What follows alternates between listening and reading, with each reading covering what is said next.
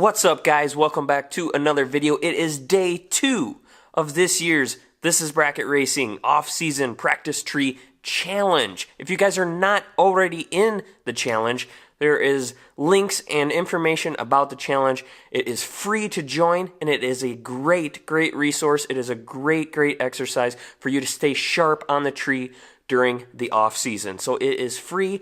Information and links down in the description below if you would like to get in the challenge for yourself. This is day 2, and I'm going to be logging all of my progress throughout this whole entire challenge. There are 10 total days, and I'm going to be logging all of my results with you guys on the channel here. So hope you guys enjoy. Day number 2 coming up. Day number 2's challenge is a good one. This is a big one for me. I'll tell you what, you guys.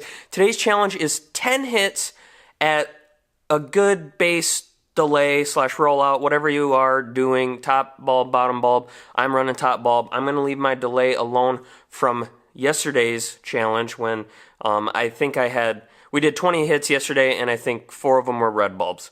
So I was set up pretty good. I'm going to leave that delay alone for today. I'm going to take 10 hits with bright lighting conditions, simulating a daytime racing situation.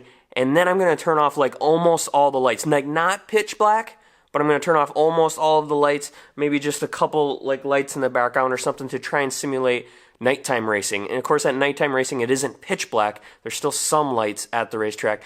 So I'm going to try and do 10 with bright lighting and 10 with dark lighting, and see if I can see a difference in my average. So 10 each way. I think it's a big one for me because I struggle at night, you guys. I really struggle on the tree at nighttime.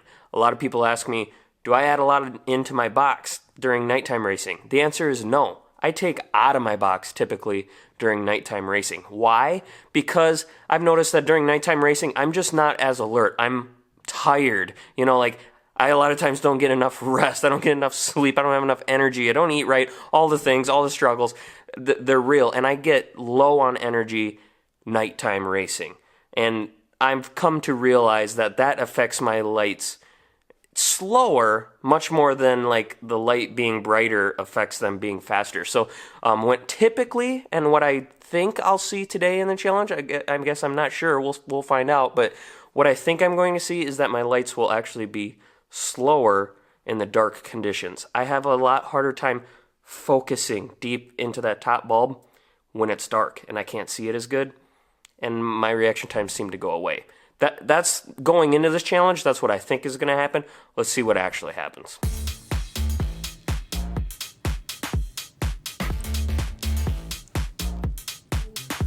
Starting off with a 10 bulb. Decent. Double 6. I didn't feel good about it, but it ended up good. I should probably take the bump up and bump down buttons out of my car because I always have that wrong feeling.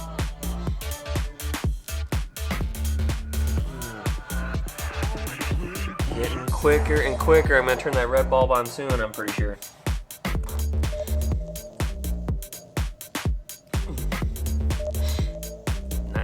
Niner.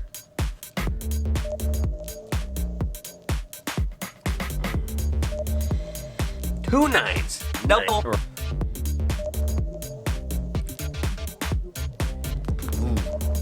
13. How many hits has that been? More than that.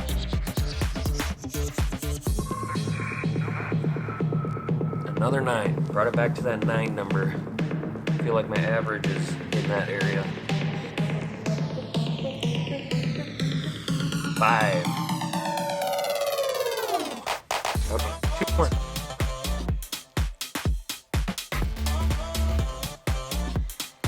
11. That felt a little. All right, back to my average. Let's see what my actual average was there.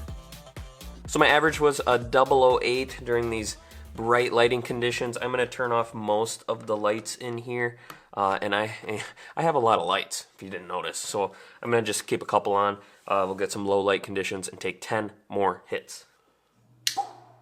So this is not ideal for filming, but it's pretty dim in here. I mean, I do have all of my kind of lights over on the wall, but It's pretty dark over in this area, as you can tell. So we're gonna take 10 more hits now and see how that average is affected. I think the spread and my average are both gonna be worse, but we'll see. Yeah, it is way harder for me to focus on that top bulb now because it's so dark. Especially with those pre-stage and stage bulbs glaring so much. I really have a lot of trouble with vision at night for these. This is the exact problem I have at night, actually. This is a good simulation of how I suck at this nighttime racing stuff. Man, my eyeballs were just wandering all over. I mean, yeah, I still caught a 006 there, but I don't think I'll be able to be nearly as consistent in these lighting conditions. My eyes were just wandering. I couldn't focus in.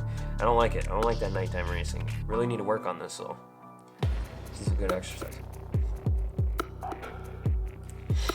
Felt better on that one. My bulb was a 008, but I felt like I focused a little bit better.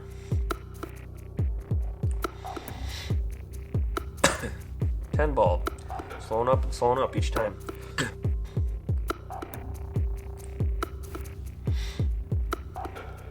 Not really seeing the results I expected here.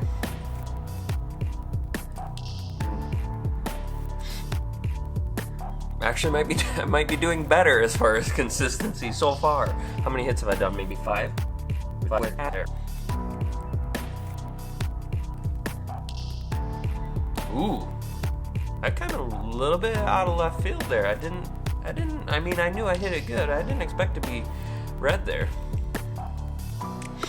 So far, this data is the opposite of what I expected to happen. Because I was not red at all on the daytime hits. 008. Back to my artificial average here that I'm guessing. That one felt like a little bit of a quick bulb, yep. I got bit a little bit there. I felt like that bulb came on a little quicker than I expected it, and I missed it a little bit, 22 there.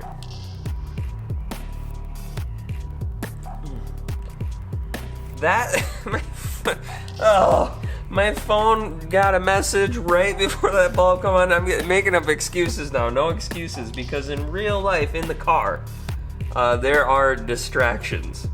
And holy smokes did I get distracted on that one. This is the kind of results I expected. So I got one more hit here. I think I just hit a 59. For heaven's sakes. Yes, that's... Ugh. Alright. Last hit. Let's try to get one more good one on this nighttime tree here.